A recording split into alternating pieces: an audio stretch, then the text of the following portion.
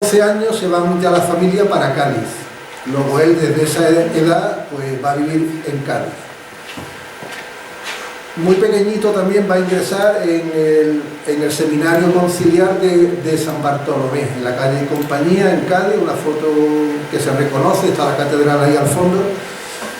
Bueno, pues ahí iba a estudiar teología, que no lo terminó, pero va a ser un sitio fundamental donde él va a tener la influencia, sobre todo, de un catedrático, de León Domínguez, un presbítero, un catedrático de latín y de humanidades, un personaje con un interés muy grande por la literatura antigua, por Cervantes, y yo estoy convencido que es la persona que influye sobre este hombre, el que le hace que escriba, el que investigue y que lo hace convertirse en un cervantista, ¿no? Este hombre tenía una especie de biblioteca que se llamaba El Domingo, donde él publicaba una lectura para jóvenes de tipo religioso, con sus moralejas y sus enseñanzas. Y en esa biblioteca, El Domingo, Maínez, con el seudónimo del bachiller Cervantico,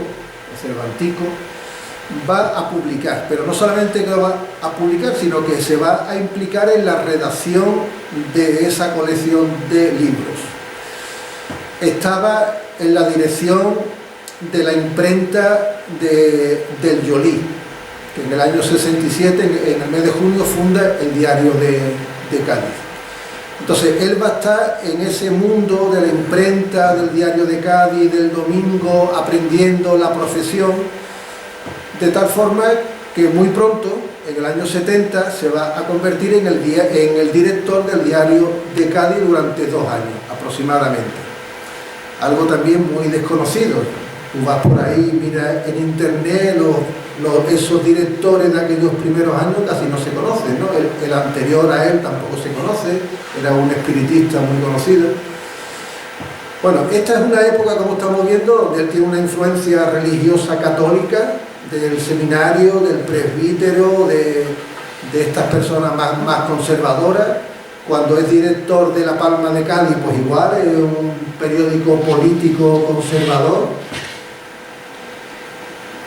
Y por lo tanto, bueno, y luego por supuesto cervantista, ¿no? En aquella época, yo en el libro de la parte esa no he dicho nada, porque digo, ya se sabe, la gente lo sabe, la gente interesada, esa es una faceta, pero muy jovencito, o sea, tendría 25 años, él ya funda la Crónica de los Cervantistas, la funda y dirige, o sea, es un personaje de verdad inquieto, investigador, un personaje muy interesante. Bueno, pues la Crónica de los Cervantistas, escribe la vida de Miguel de Cervantes en 5 tomos, el tomo 1 es en el 76, lo va sacando en años sucesivos, es una obra cumbre de aquella época, lo mejor sobre la vida de Cervantes, que lo había investigado él, por ahí en sus artículos y en las noticias, él casi se gastó su fortuna viajando a Alcalá de Henares, a Madrid, a tal pueblo, a tal otro, buscando los archivos. A mí me recuerda un poco la labor investigadora actual, ¿no? De ir a las hemerotecas y a los archivos y buscar los sumarios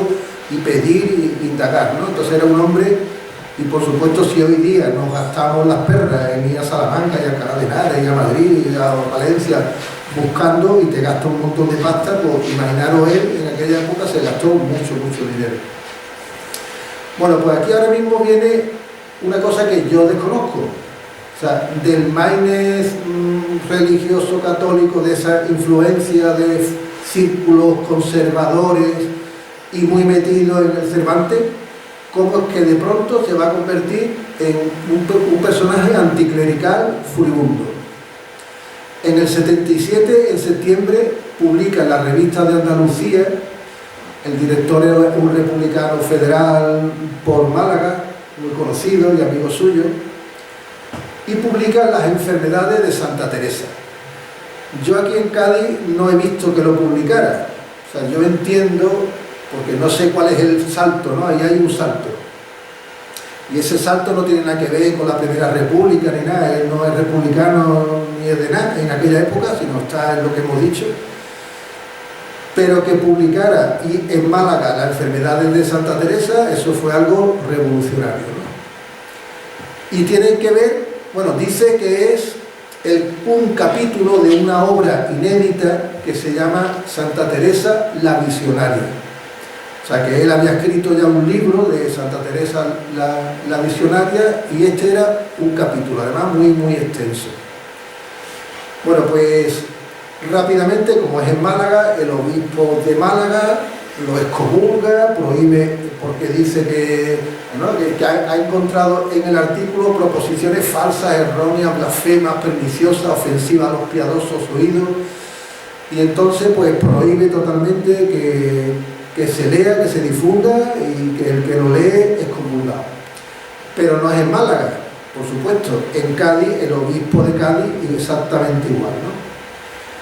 En la prensa de Madrid católica y monárquica conservadora del siglo futuro, en la editorial, aquí abajo, pues sacaba el comunicado del obispo donde se decía que esa obra era impía y que no se podía leer, era blasfema, etcétera, etcétera, etcétera. Bueno, pues en muchos periódicos salen esta noticia, ¿no?, que el obispo de Cádiz, el de Málaga, y que una obra que no se puede leer, etcétera, etcétera. Bueno, pues fijaros, un amigo suyo, hasta en ese momento era muy amigo suyo, un cervantista, Adolfo de Castro, publicó un folletito de 20 y tantas páginas, si quiero recordar, que se llama Vindicación de Santa Teresa de Jesús. Lo que escribe Maine, el santa pues se lo quita. Luego lo vamos a ver. Bueno, pues aquí este hombre, pues por supuesto critica al Maine, le llama de todo, porque era totalmente contrario a los dogmas de la Iglesia Católica. Como va a decir que Teresa de Jesús no era santa y que lo que tenía era producto de distintas enfermedades, cosa que después se ha demostrado, incluso hasta la Iglesia ha reconocido que tenía enfermedades, pero decía que era no la causa, sino el efecto. Porque una persona que tiene todas esas cosas, pues por sí tiene que enfermar. Bueno, ya hay una bibliografía, de hecho si ponéis enfermedades de Santa Teresa en el Google va a salir bibliografía actual sobre las enfermedades de Santa Teresa, se ha estudiado muchísimo, ¿no? O sea que Maine no se inventaba nada, ya digo que era un investigador histórico por derecho. Lo que pasa es que chocó con la Iglesia, ¿no? Hemos topado, le diría él, ¿no? Bueno, pues esta faceta más anticlerical en el pueblo, ya mucho después, decía él que sus convicciones librepensadoras, esta parte anticlerical y librepensadora es casi un sinónimo, dice que eran muy arraigadas, que había luchado y trabajado con tesón por ellas durante 25 años, estamos hablando del año 99. Y te hace una referencia en que al publicar en el 1876, que se ha equivocado, fue un año después, sus primeros trabajos de crítica acerca de Santa Teresa, que se trazó el camino que ha de continuar hasta el sepulcro, sin doblegarse a nada ni por nada, sacrificando sus bienes de fortuna, su reposo, su porvenir, imponiéndose para ello una vida penosa de abnegación. Y esto es totalmente cierto, lo decía y lo cumplió, ¿no? A mí esta figura me llama la atención, como todas las que estudio, por su coherencia, porque mueren siendo librepensadores o republicanos o anticlericales o masones o lo que sea, una coherencia en sus ideas. Bueno, pues un año después aparece en La Cruz, que pone que es una revista religiosa, pero en realidad tiene 1300 páginas, yo qué sé, o sea, en el año ese cogían todos los comunicados y papeles de la Iglesia y te ponían ahí un chorro de cosas. Y por casualidad hay una especie de comunicado del obispo de Cádiz, el fray Félix, que lo firma luego, donde, es curioso, ha pasado un año y dice que a pesar de que hace un año se excomulgó a este hombre por la obra de la enfermedad de Santa Teresa, pues que no entra en razón, que no ha rectificado públicamente, y no solo eso, sino que sigue publicando artículos sobre el mismo tema. Y otra vez lo excomulga, prohíbe no solo su libro, sino su libro y sus artículos, y que nadie lo lea, el que tenga un libro que lo entregue al párroco, al cura, donde sea, para quitarlo de la circulación. Es decir, que Maine siguió, a pesar de perder muchas de las amistades de aquellos círculos. Bueno, aquí viene que el arzobispo de Sevilla aprueba esta orden del obispo de Cádiz, y en el Guadalete del año 86 pues también se habla ahí que el obispo ha prohibido esto y sus artículos. Esos artículos yo no lo he encontrado, es que hay la desaparición de la prensa de aquella época es asombrosa, es que hay colecciones completas que han desaparecido de todo tipo de periódicos, no solamente digamos más de izquierda, más de todo, es que yo no lo sé. Con lo cual la historia no se puede escribir, digo yo, solo con el diario de Cádiz, que sí está, la mayoría lo tiene el hombre este allí y no hay forma de consultarlo, pero bueno, esa es otra historia. Bueno, pues si pensáis que el Maine se quedó ahí, pues exactamente no se quedó ahí. Y en el año 1880, o sea, 2 años después que el obispo de Cádiz lo excomulga por segunda vez, va a escribir Teresa de Jesús ante la crítica. Ahora ya era un libro. En la prensa de Madrid sale, hay una que dice ya en el mes de marzo, próxima aparición, una obra fundamental para el libre pensamiento. Pero en el mes de julio, montones de periódicos de Madrid, aquí yo no lo he visto, en el Guadalete no, por supuesto, y en otros periódicos digitalizados no, pero en Madrid casi todos. Pero la inmensa mayoría salía en la página de anuncios con un tipo pequeñito, que yo no sé quién leería eso, y donde simplemente ponían Teresa de Jesús ante la crítica por Maine. Eso es en casi todos los periódicos, la Correspondencia de España, en todo. En el Liberal simplemente te añadía obra importantísima de la escuela libre pensadora, pero todo eso así chiquitito que no había quien lo leyera. Es decir, que esta obra se publicitó por no decir nada. Una pequeña excepción, el periódico La Unión, que ya en el mes de marzo dijo que lo que iba a sacar, ya en primera plana sacan una nota en condiciones, ¿no? Y la ponen como una obra interesante, etcétera, etcétera. Y sobre todo en el Globo es interesante porque te habla de La Fe, que es un periódico monárquico, y donde dice que se han lanzado contra él unas cuantas groserías, etcétera, etcétera. Pero dice que es un periódico que como apenas circula por Madrid, porque tampoco importa, ¿no? ¿Qué es lo que pasa? La Fe está digitalizada casi por completo, menos el semestre del 80 de ese año. O sea que cuando llega el 30 de junio te quedas sin La Fe. Y por lo tanto no sabemos exactamente qué tipo de grosería, qué reseña hicieron negativa, pero por supuesto que tenemos otros periódicos católicos de aquella época. Además no tenía ningún problema, que te lo ponían católico, incluso católico, apostólico y romano, etcétera, etcétera. Bueno, pues aquí en el Globo lo ensalza como una obra muy importante y dice que en su momento hará un artículo más extenso. Y efectivamente, en el Globo del día 27 de julio, el director, que es Flores García, un republicano, escribe una reseña súper elogiosa. O sea que tú, además, no solo en la parte investigadora, sino más literaria, y dice que es una joya y que es una obra digna de leerse, ¿no? Bueno, pues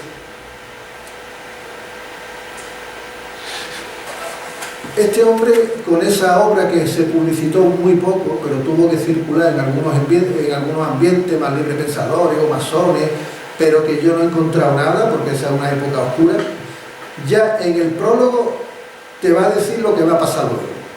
Dice, muchas veces hemos tomado la pluma y muchas también hemos la vuelto a dejar antes de decidirnos a escribir esta obra sobre Santa Teresa de Jesús, ¿no? Y aquí te habla del peligro de que no lo iban a comprender, que lo iban a insultar, que le iban a hacer el vacío, etcétera, etcétera, etcétera, ¿no?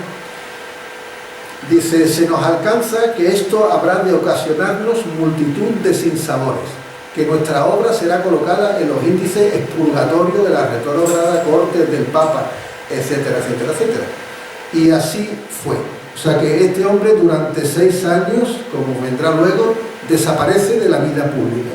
O sea que le tuvieron que hacer un vacío impresionante en su círculo, y más en Cádiz, que yo he estudiado algunos personajes, en esa época, en una época muy negra, muy negra, muy negra. Era una capital de provincia muy pequeñita. Y entonces, en el Guadalete del año 86, dice, según dice el departamento de San Fernando, en las tareas del nuevo periódico federal La Autonomía Andaluza, tomarán parte el conocido escritor hoy retirado de la vida pública, don Ramón León Maine, y los señores Quevedo y Campos. Bueno, pues, entonces esta es la primera obra importante, anticlerical por completo, y que él nunca renegó de esta obra. De hecho, yo he leído en algunos de sus artículos, dice que es su trabajo literario más querido, porque además literariamente parece, por lo que dice, yo lo he leído, pero no lo puedo comparar con otras cosas de la época, está bien escrito. Aparte él, en esa época, en el año 80, llevaba escribiendo más de 10 años. O sea que no era un cualquiera que se ponía ahí. Y luego hay un personaje, Gustav Dierks, que hablan de que es un excelente trabajo de crítica.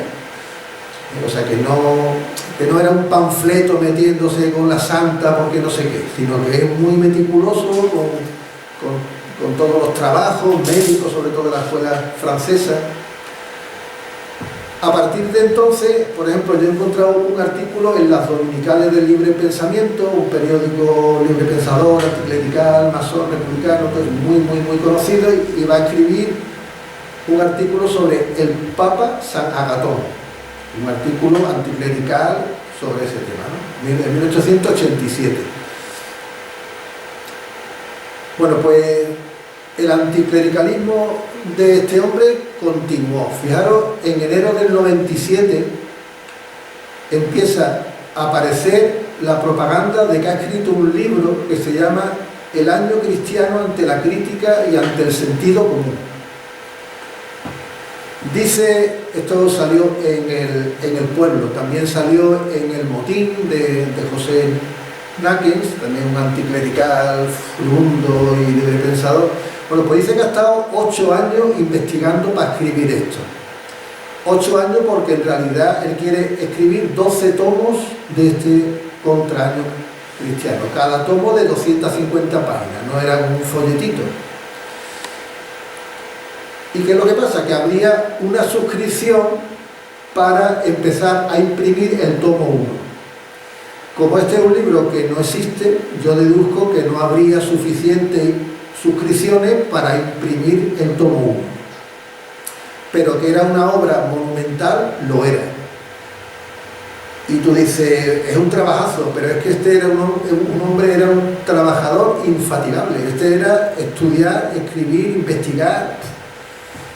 O sea que, bueno, pues este contraaño cristiano, os quiero recordar, si no lo sabéis, que se publicaba todos los años, yo al menos lo he encontrado desde 1862, el año cristiano, un tomo cada mes. Y entonces estaba escrito el primero por un jesuita, después otro dominico, y eso de aquí lo iban haciendo. Y entonces él lo que va a hacer es igual, son 12 tomos, un tomo para cada mes, donde él va rebatiendo pues, todas estas cosas, vidas de santos y cosas de esas, ¿no? En las Dominicales encuentro un segundo artículo suyo, que es la leyenda de San Antonio Abad, y dice que está sacado de un libro en prensa que se llama, le ha cambiado un poquito ahí el título, que se llama Contraaño Cristiano, leyendas piadosas refutadas. Este libro yo no lo he encontrado, o sea que en prensa significa que lo tendría medio preparado porque las suscripciones casi, o bien por la censura, o yo no sé por qué, pero bueno, esta obra antológica rebatiendo todas las leyendas piadosas ultracatólicas, pues este era el trabajo de este hombre, ¿no? Bueno, pues si queda demostrado que era anticlerical a tope, hasta que se murió, vamos a ver ahora el Maynes librepensador. Y tenemos que hablar de Salvochea. De Salvochea, que él va a decir que era un íntimo amigo suyo y que lo quería como un hermano, y vamos a comprobar qué contacto tuvo con Salvochea. Salvochea llega a Cádiz, bueno, fue apresado, o más bien él se entregó cuando lo del Cantón del verano de 1873, estuvo mucho tiempo encarcelado y en el exilio, y cuando muere el rey Alfonso XII hay un indulto general y Salvochea, que en ese momento estaba en Tánger, regresa para Cádiz a bordo del vapor Malvina el 17 de diciembre del 85. Bueno, pues esta venida de Maynes coincide con esos años en el que, de Salvochea, coincide con los años de Maynes que estaba fuera de la vida pública, ¿no? Desde el año 1880 con su obra, y la llegada de este hombre, no solamente en él, sino en todo el ambiente librepensador republicano de Cádiz, pues es un boom, ¿no? Y un revulsivo impresionante. Bueno, este hombre se fue como republicano federal, pero después de todo lo que pasó, de las cárceles, el exilio y todo lo que pasó, vuelve ya más de socialista libertario, comunista libertario o como le llaman. De hecho, fijaros que llega el 17 de diciembre, a los 2 meses ya funda un periódico que se llama El Socialismo, quincenario socialista eco de la prensa universal. Bueno, pues la suerte de este periódico, que yo no me lo explico, pero en España no se puede consultar, está en Ámsterdam, en un archivo que hay allí, que yo no sé cómo no ha habido un convenio o algo para que se traiga para acá, si es de Cádiz, es un periódico de Cádiz, bueno, que no está en Cádiz, muy bien, porque está en Jerez, en Sevilla, donde está. Entonces hay que pedirlo allí, gastarse una pasta, etcétera. Bueno, eso está microfilmado, no se ve un duro. Pero bueno, entonces la suerte del periódico este es que es el único medio que yo he visto donde se hacen reseñas del Círculo Librepensador de Guillén Martínez, que funda el Salvochea y que yo digo que lo fundó también Maynes.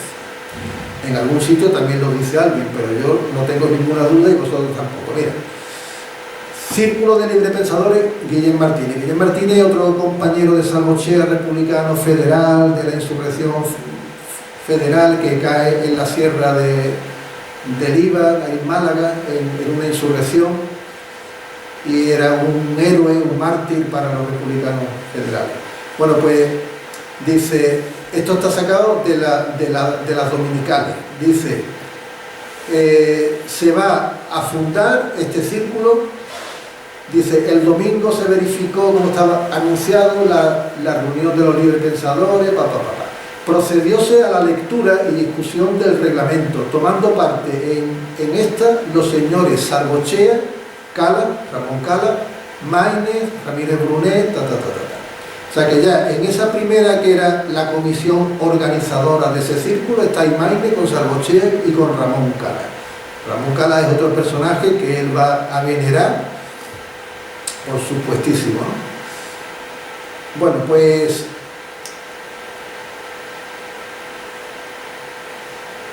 este círculo era un círculo librepensador, así se llamaba, pero era un círculo muy sui generis.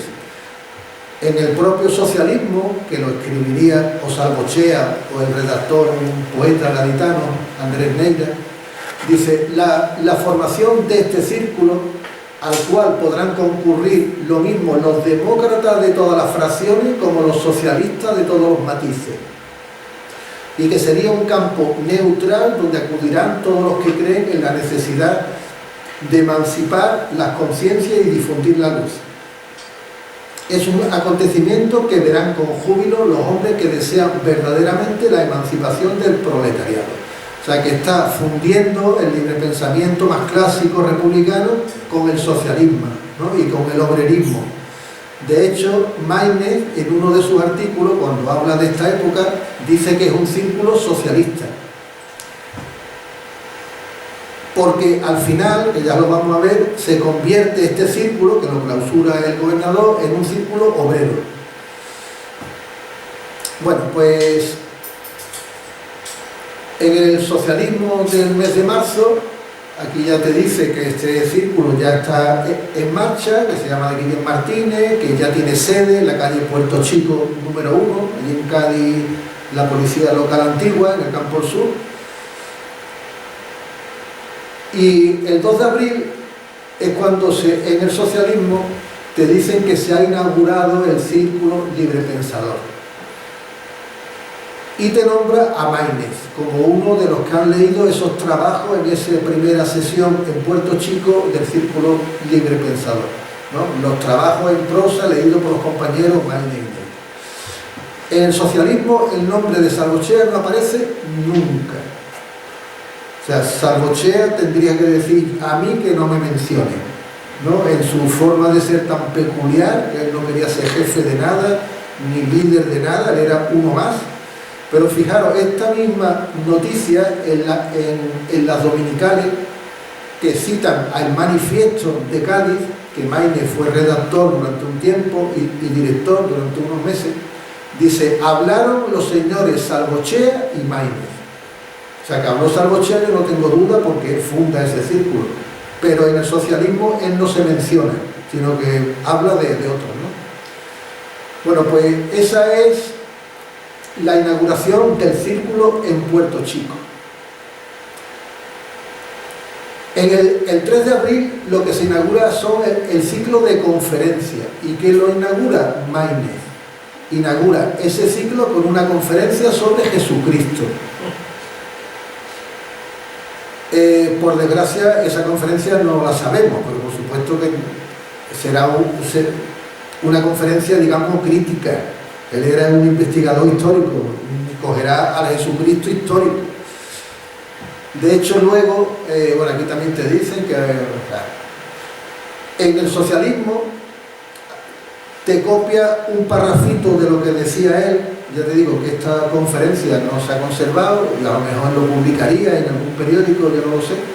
Pero bueno, vamos a lo importante, que otra vez no solamente habló en la inauguración del círculo, sino que la primera conferencia es de Maínez. En otros números dice, el domingo 3 del corriente se verificó, no, y otra vez, perdona, esto no, aquí, que se han celebrado unas cuantas veladas, ¿no?, que le llamaban, y otra vez han hablado Martelo, Neira, Maínez, siempre va a salir Maínez participando en todas esas veladas.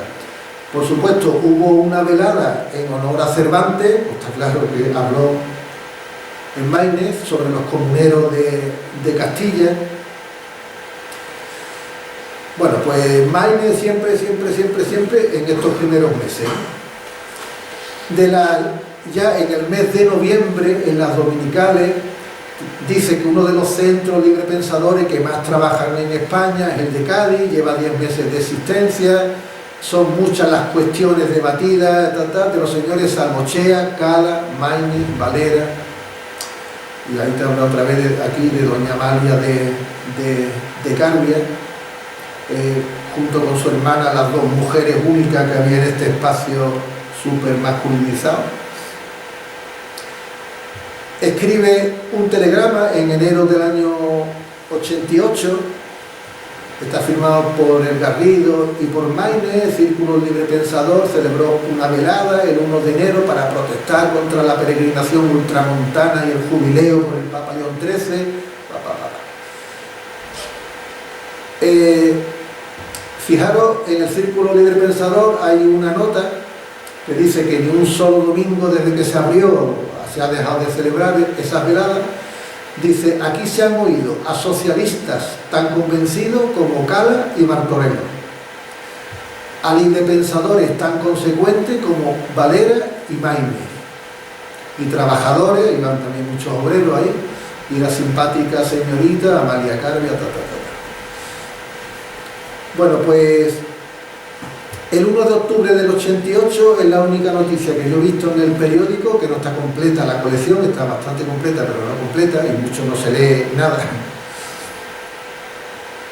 Y a esa reunión ya fueron montones de obreros que entraban en el círculo, tanto zapateros, carpinteros, panaderos. Bueno, pues esas noticias de octubre fueron tanto zapateros como panaderos que estaban en huelga y se hicieron socios del círculo libre pensador.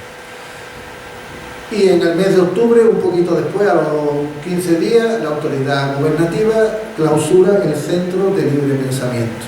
Lo dejamos de ver a Maínez en ese espacio. En el año 92, las Dominicales del Libre Pensamiento organizan un Congreso Universal de Librepensadores en Madrid, coincidiendo con el 4º centenario del descubrimiento de América. Bueno, pues en la portada había muchos círculos que decían: voy a mandar tantos delegados con los nombres, bueno, pues de Cádiz, que mandaron a 2 delegados. En las firmas que había ahí al final, que se adherían a ese congreso, empieza con el diputado José Marenco, que era uno de los delegados, y el siguiente, Ramón León Maínez. O sea, que estamos hablando de esos librepensadores de Cádiz del año 92. En el 96 se crea un círculo nuevo en Cádiz, que lo inaugura Amalia Carbia. Hay un discurso que ese sí se ha conservado. De Maínez no sabemos nada, pero yo intuyo que estuvo ahí. En ese año no hay ningún periódico del pueblo, de su periódico, pero luego, de los que hay, de los poquitos que hay luego del año 97 y 98, él siempre va a poner del Círculo Libre Pensador de la Plaza de Jesús Nazareno de Cádiz, toda la información sobre sus actos, sus conferencias, la nueva directiva, la escuela laica que se ha abierto, o sea, un montón de información sobre este círculo. Luego yo intuyo que lo sería. Y en el 96, en el motín de José Hernáquez, fijaros, adhesiones a la Liga contra el Jesuitismo. Ya digo que era una época negra de la restauración borbónica, jesuitas había por un tubo, órdenes religiosas y de fraile y de cura, todas las que se os imaginéis. Bueno, pues en esta lista de adhesiones, el pueblo de Cádiz, dirigido por el Maínez, y Ramón León Maínez de Cádiz, en la Liga contra el Jesuitismo. Bueno, pues hay una noticia muy curiosa del director de las Dominicales de febrero del 98 que dice: es falso que nos hayamos negado jamás a aceptar como colaborador de nuestro periódico al señor Maínez, director del Pueblo de Cádiz, escritor distinguido, que es honor de la prensa librepensadora española. Quien lo dice, Fernando Lozano, sí que era el honor de la prensa librepensadora. O sea, era lo más de lo más en aquel ámbito del librepensamiento, era un republicano federal, bueno. Entonces, ¿por qué lo decía solo por el pueblo? Pues no sé si solo por el pueblo o por otras cosas. Bueno, y decía que era una mentira muy mentirosa, era alguien que quería desprestigiar y crear cizaña, etcétera, etcétera.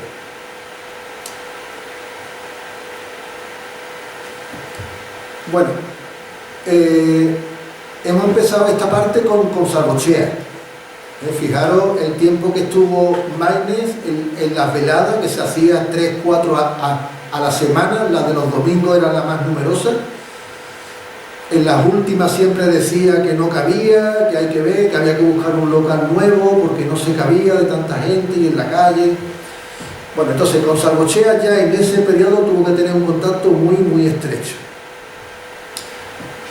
Y en el país, cuando muere Salvochea, el 27 de septiembre de 1907, hay una velada necrológica en Madrid, donde ya está viviendo ahí Maínez, y por supuesto uno de los discursos, el de Maínez. Ya prometió Castrovillo, que era el director del país, que lo iba a publicar íntegro, y efectivamente publicó el discurso de León Maínez, y entonces hace una conferencia, un discurso sobre la vida de Fermín Salvochea, y ahí es donde uno de los sitios donde dice: yo le quería como a un hermano. Vamos a ver el contacto que tuvo aparte, ¿no? Y ahí te cuenta, bueno, muchas cosas. En el 5º aniversario de su muerte, también Maínez, Fermín Salvochea, recuerdos íntimos de su vida. Bueno, 1891 detienen a Salvochea en Cádiz. Se iba a celebrar el 1 de mayo, ya se celebró el 1 de mayo de 1890. El gobernador decía que no se celebraba ni mijita. El círculo obrero estaba organizando una huelga y una manifestación, y el gobernador el día 30 del mes de abril detiene a Salvochea y a otros cuantos obreros de ese círculo. Bueno, pues estuvo en la cárcel mucho tiempo, porque ya fue empalmando una cosa con la otra. En ese momento Maínez era corresponsal de El Liberal en Madrid. Bueno, pues él como corresponsal va a decir que visitaba a Salvochea todos los días, con la cosa de que tenía la credencial del periodista, y de hecho publicó 2 entrevistas a Salvochea en aquellos días, ¿no?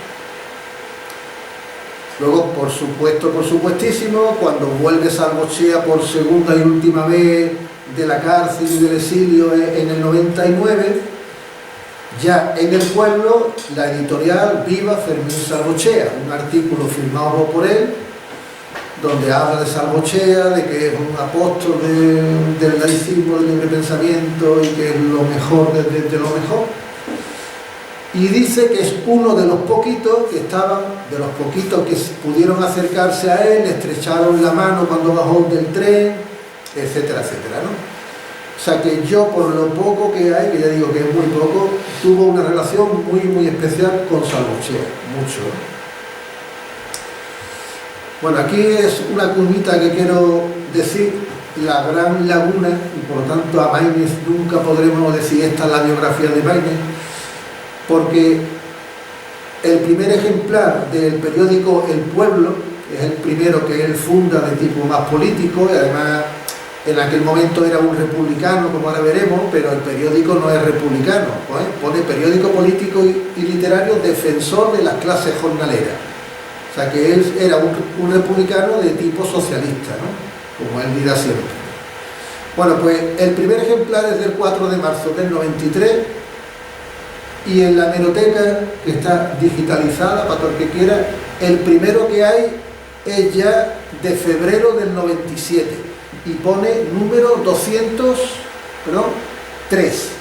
O sea que hay 202 ejemplares que ha desaparecido, que no se puede consultar. En Londres, en el Library no sé qué de Londres, está la colección prácticamente completa, que también digo yo, ¿qué hace ahí en Londres? ¿Por qué no ha habido un convenio de biblioteca, de hemeroteca, de yo qué sé, o a una copia y tráetela para acá? Es que eso es la historia de Cádiz, ya te digo, no es la historia de la parte conservadora de la ciudad, pero es la historia de todo ese batiburrillo librepensador, masón, espiritista, anticlerical, etcétera, etcétera, y obrerista. Entonces ahí hay un montón de años, más son años muy importantes que desconocemos todo.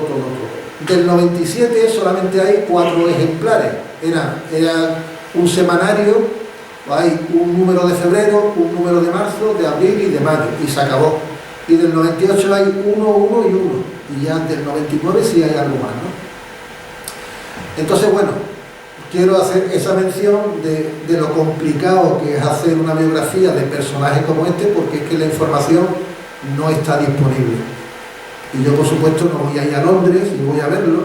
Bueno, yo he intentado, está hackeado esa library no sé qué desde Londres desde no sé cuántos meses. O sea, todavía no se puede hacer peticiones, digitalizaciones, que yo pensaba hacerlo, digo, me va a costar un dineral, pero me gustaría tener el pueblo entero y ya lo dono a Jerez. El caso es que allí está. Es una desgracia, algún día yo quiero leerlo, porque Amalia Calvo tiene que estar ahí, uno de mis personajes más favoritos. Bueno, Maínez republicano. Bueno, ya hemos visto que aparte de cervantista eran más cosas, ¿no? Muchas más cosas. Bueno, cuando murió es curioso que en El País, donde él colaboraba y donde en realidad le estaban echando un cable económico muy importante, yo no entiendo por qué, dicen esta sarta de mentiras. Dice, perteneció al Partido Federal, tomó parte en todos los movimientos revolucionarios desde su juventud, y con Benot, los Paul, Salvochea, Ramón de Cala, Justo Tobías, tomó parte en los pronunciamientos del 68 y del Cantón Gaditano. Bueno, todo eso es falso por completo. Él era un republicano federal durante esos últimos años, es verdad. Este periódico lo dirigía un republicano federal, que además lo admiraba y lo quería, pero esto es inventado y me extraña que partiera de él, porque él en ninguno de los artículos él ha recordado cosas de esta época. Aparte es imposible, si estaba con el presbítero, que va a participar en ninguna revolución de septiembre del 68, ni en el Cantón, ni en la República, ni en nada. Pero sí es verdad que fue un republicano, pero mucho después, muchísimo. Primero va a ser un republicano de Zorrilla. El 20 de marzo, el 20 de febrero del año 1888, Zorrilla, que estaba en el exilio, lanza un manifiesto a su partido republicano progresista. En El País, que era un periódico, en aquella época a mí me gusta porque te dicen lo que son los periódicos, ¿no? Este era un diario republicano progresista. Vamos a ser claros, ¿qué me voy a encontrar yo en El País de esta época, ¿no? Hoy día nadie dice lo que son, los periódicos no tienen subtítulos, no tienen ideología. Bueno, pues en El País del día 20, bueno, desde entonces adhesiones al manifiesto de Zorrilla fueron continuas de todos los pueblos, todos los comités, de tal. Bueno, pues el día 20 sale entre las adhesiones las de Cádiz. Y una de las de Cádiz, es de Ramón León Maínez. Dice, saludo al ilustre jefe de los revolucionarios españoles por su magnífico manifiesto. O sea que en esta época, y no sé desde cuándo antes, es un republicano del de Zorrilla, ¿no? Os lo he dicho antes muy de pasada, él fue un redactor de El Manifiesto, que desde ese momento ya se llama Periódico Republicano Progresista, director durante unos meses en el que el director estuvo en la cárcel por un delito de imprenta. En aquella época era muy frecuente procesar a los directores de los periódicos y meterlos en la cárcel o casi, o multa o... Bueno, pues desde ese momento va a haber varias noticias que, por ejemplo, el 29 de enero de 1890, el Comité Local de Coalición Republicana de Cádiz, que en el caso de Cádiz la coalición republicana solamente fue de los federales y de los progresistas, no había más partidos que quisieran colaborar, era una coalición electoral para las elecciones de 1891. Bueno, pues ahí el secretario es Ramón León Maínez, dentro del Partido Progresista. En esta relación, de hecho, el presidente honorario, don Manuel Ruiz Zorrilla, del Partido Progresista, el marqués de Santa Ana, que es Enrique Pérez de Guzmán, era un federal, y ahí están mezclados progresistas y federales, ¿no?, de esta coalición. Bueno, aparte del comité local, la comisión permanente del comité provincial de coalición republicana, pues también ahí está Maínez dentro de esa comisión permanente. O sea que en aquella época estaban muy metidos en ese partido. ¿Qué es lo que pasa? Que hay un follón que no lo voy a explicar antes de las elecciones.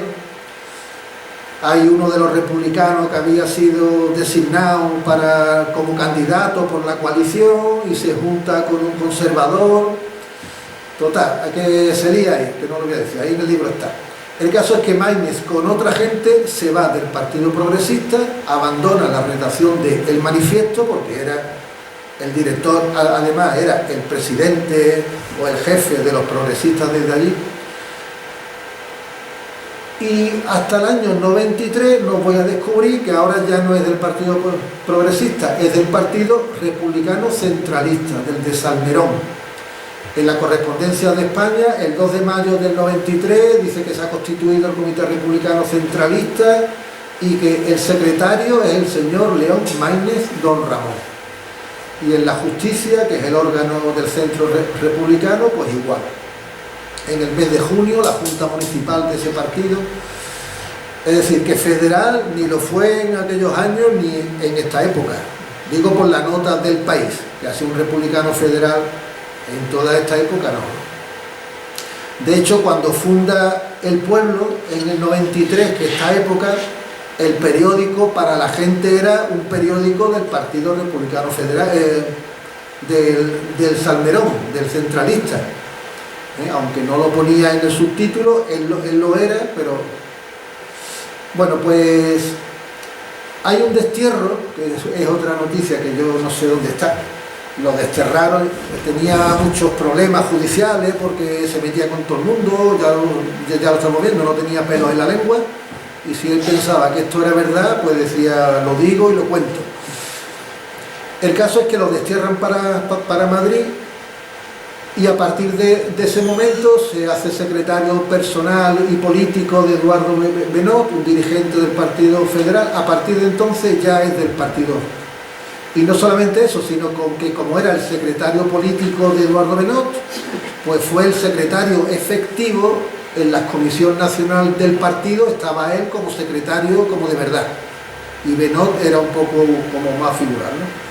Bueno, pues desde entonces va a escribir de Pi y Margall, montones de artículos, de panegíricos, de los aniversarios de su muerte. Aquí hay uno, por ejemplo, de una revista, Pi y Margall como literato, de Ramón León Maynes. Va a colaborar con un periódico del Partido Federal. Aquí escribe un artículo como de editorial sobre Giordano Bruno, que lo quemó la Santa Inquisición. Cuando muere Benot, quien se hace cargo, vamos a llamarle así, porque era un personaje pobre, se había gastado toda su fortuna, vivía de los periódicos, de las colaboraciones en los periódicos, de una peseta que le darían o poco más. Bueno, pues el nuevo, digamos, presidente del Partido Federal, Félix de la Torre y Eguía, lo acoge también como secretario suyo por darle como un sustento, ¿no? Entonces también va a escribir sobre este personaje muchas veces. Y el último, digamos, republicano que lo acoge, que lo nombra colaborador del país y que lo quiere mucho, por lo que sabemos, es Roberto Castroviejo. Bueno, y lo último, y yo no sé, bueno, son las 8:30. Bueno, yo voy a ir acabando ya porque esta es la parte que yo he escrito y hace muy poco un artículo, y que como lo he publicado aquí en Jerez, pues le he dado esa importancia como Maynes, defensor de la clase obrera jerezana. Ya hemos visto en su trayectoria que era de tipo socialista y obrerista. Entonces, bueno, os cuento muy rápidamente. Bueno, también he hablado de este libro fantasma que él escribió, y se sabe que lo escribió y que no aparece por ningún lado. Os tengo que decir que había un libro que se escribió y que no aparecía, del año 1868, de Navarrete, del diputado del Puerto, de la Primera República, y que lo he encontrado en Lisboa. Se publicó en fascículos y en Lisboa hay 5 de los 6 fascículos. Y lo he editado hace muy poco, lo he transcrito con una introducción. Quiero decir que hay libros que desaparecen y yo no sé por qué. De otra libre pensadora tuve que ir a Oporto y allí había un libro de esta libre pensadora de San Fernando. En aquella época Portugal y España la verdad que tenían más hermandad que ahora, y sobre todo en estos círculos, ¿no?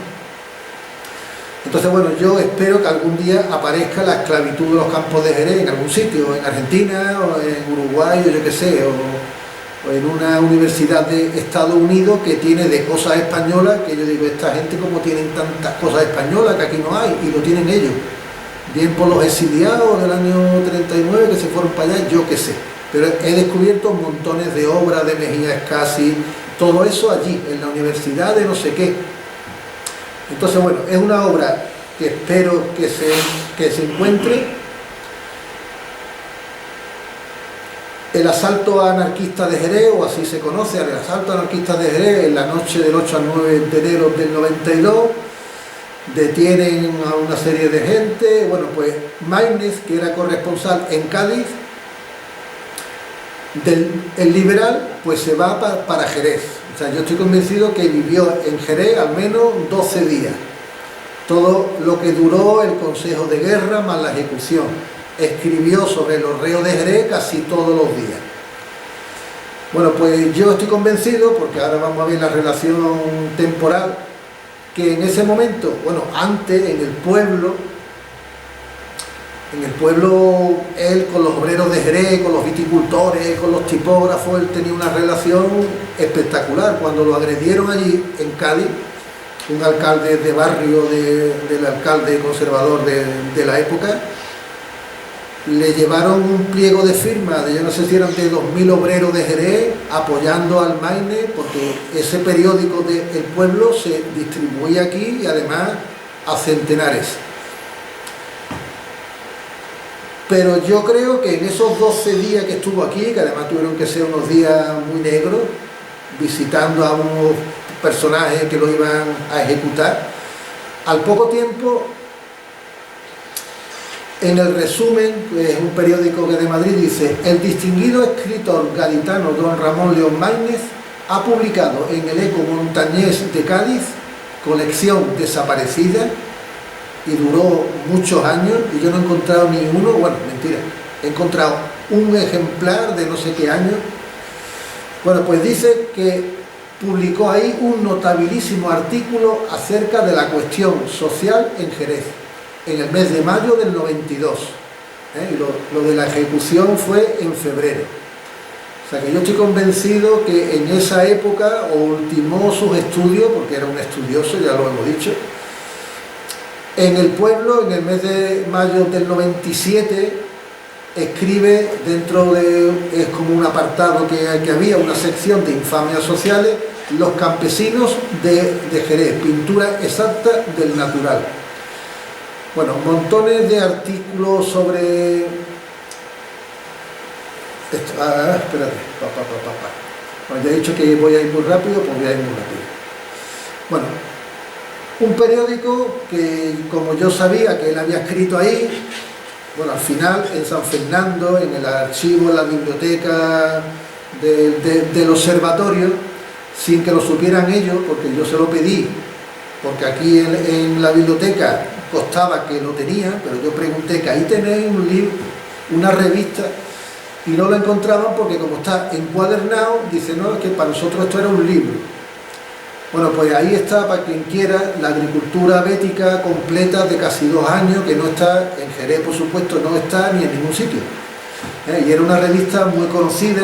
Bueno, pues en aquella época, el director de la agricultura bética va a hacer un estudio sobre la cuestión agraria. En aquella época había una huelga muy importante, prácticamente casi todos los años, y uno de los que nombra a Maínez, y sale ahí publicado, ¿no? O sea que sobre la cuestión campesina publicó muchísimos artículos, luego en Madrid, es decir, que era un experto, ¿no? Un experto importante, ¿eh? Así lo dice, por ejemplo, Escobar, en algún otro, aquí ya no lo tengo.